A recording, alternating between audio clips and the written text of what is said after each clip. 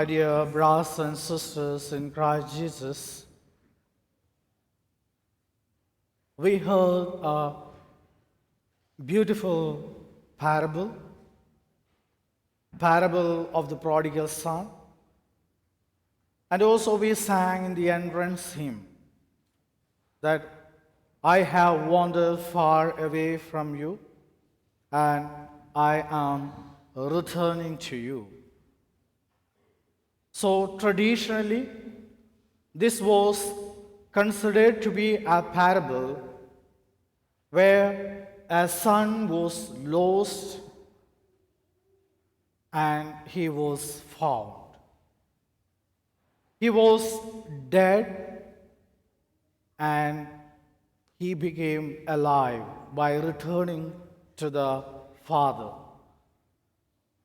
My dear brothers and sisters, this is also a parable which speaks of a son who was lost forever. He refused to return to the Father.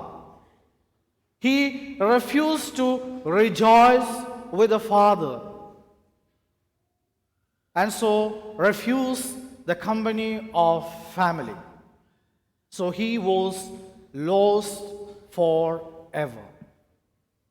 Therefore, we are asked to be a prodigal son, returning to the Father, repenting for our failures. Let's just look at the younger son. First, he asked for share of his property. According to the Jewish tradition, a property is shared only after the death of the father. So which means here the younger son was considering his father as dead. He wanted to be free. He wanted to be away from the father. He wanted to disobey the father. And so he was looking for freedom. And what was that freedom he was looking for? He goes far away. Far away means he is going away from his father, going away from his brother, and going away from his own kith and kin, going far away from relations. He is also going far away from the nation. God the Father redeemed Israel and given the promised land, and the Son is going far away, which means he is also going far away from God. He is forgetting the God of ancestors.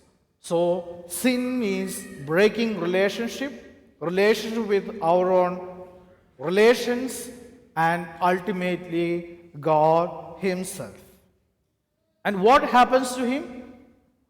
He ends up with a very miserable life. He eats the pods of the pigs. Again, according to Jewish tradition, the Jews do not breed pigs. They do not even call its name. Call it only as dirty animal. And the person is living with them, eating their food, which means he was totally lost. Even became one among the swine, one among the pigs. So even calling someone with the name of pig means it is also an abomination against God.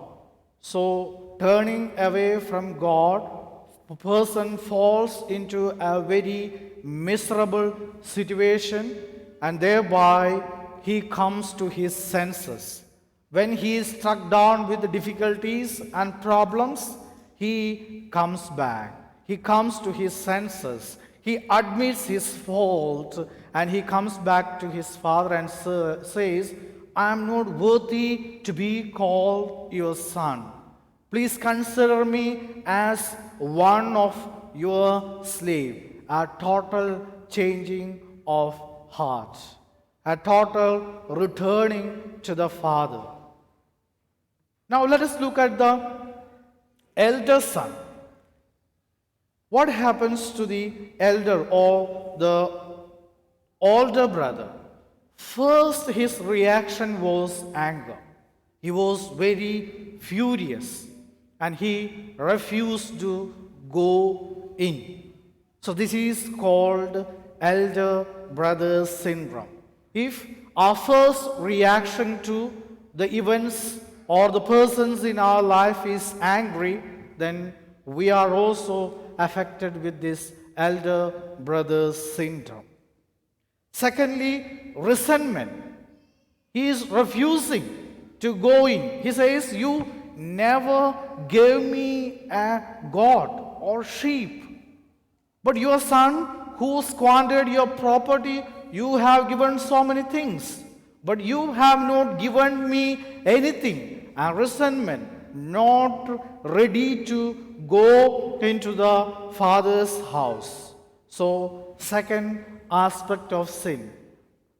Thirdly, he was having a transactional relationship with his father. Why did he obey? He obeyed in order to have the share of the property. After his father's death, everything will be of his. And so he considered himself as a slave. He says, I have served you so many years. He does not consider even his brother as brother. He says, when your son has returned. He never says, when my brother returned. And then he is accusing the fourth aspect, accusing him of all his sins. Though he has come back, still the elder son is accusing him of all the wrong he has done. And again, the final thing the eldest brother has is, he is underestimating the grace of the father. The father forgave the younger son, accepted him as his own son, and a good fortune is coming to his own brother, his own blood. And now here the elder brother is not ready to accept the grace of his father. The father says, you are with me, all that mine is yours.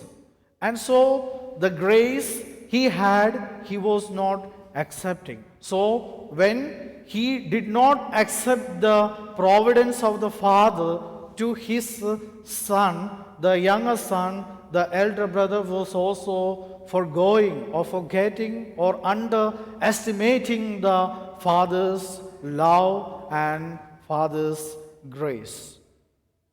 My dear brothers and sisters, now let us look at the father. Father had a very compassionate heart. He had a very compassionate heart. When the younger son returned, he ran to him, embraced him, gave him the best robe, gave him a ring, and again he gave him sandals, which means the father accepted the son as his own real son, gave him all that he could. Above all, he killed a fatted calf, which means the joy was not only within the family, he was celebrating with the entire village. And so, a big heart, a compassionate heart. And look at, again, his reaction to the elder son. The elder son is refusing to come in. And the father goes, try to explain to him, try to convince him. and tells him, "You are mine. You are with me always. All that mine is yours." And the elder son refused to go in, refused the providence of the father. The failure of both the sons is that they did not have the heart of the father, a compassionate heart, a loving heart, a merciful heart, being generous and even considering human life and the values. The first son obeyed the father to get what he wanted. The second son wanted the ultimate freedom.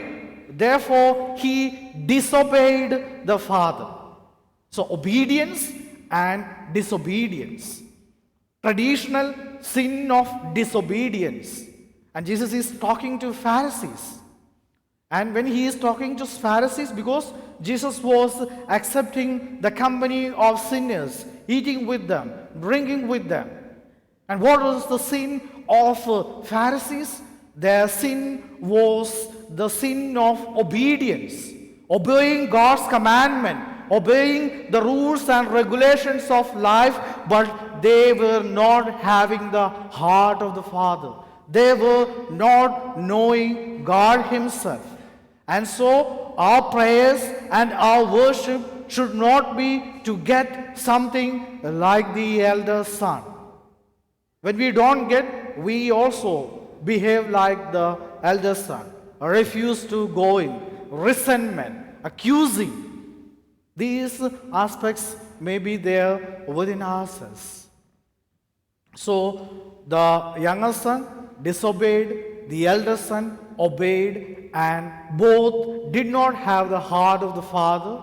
The Pharisees also did not have the heart of the Father, and that was the existing sin. So, traditional concept of sin is toppled down by Jesus by clearly explaining the life of the Pharisees and the scribes according to the divine heart. My dear brothers and sisters, the world today is changing. We are becoming prey to the worldly temptations. When we do not value human life, then we are also like the elder brother. We are also like the younger son. These days, recently, surrogate motherhood is increasing. What is surrogate motherhood? You are hiring a womb in order to deposit your embryo, your family's embryo. Why? Because you don't want to take the pain. You don't want to lose your beauty. Therefore, I don't know what that child or what that child, when it grows up, will tell to the mother. You have not borne me. A relationship that is taking a different twist. Living together has become the fashion. The concept of sin is lost. Whenever you want, you can break away from that living together. Different concept of sin which is accepted by the so-called individualistic concepts of society, that let him do what he wants. Traditional values of human relationship is lost when we do not consider our partner as important as human being, when we turn our face against him or her, and even after having children, breakups, divorces, don't care for the children, don't care for the wife, don't care for the relations. So all these concepts are creeping into our life, and therefore, my dear brothers and sisters, let us give importance to human values, and at the same time, let us have the compassionate heart of the Father. May God bless us all.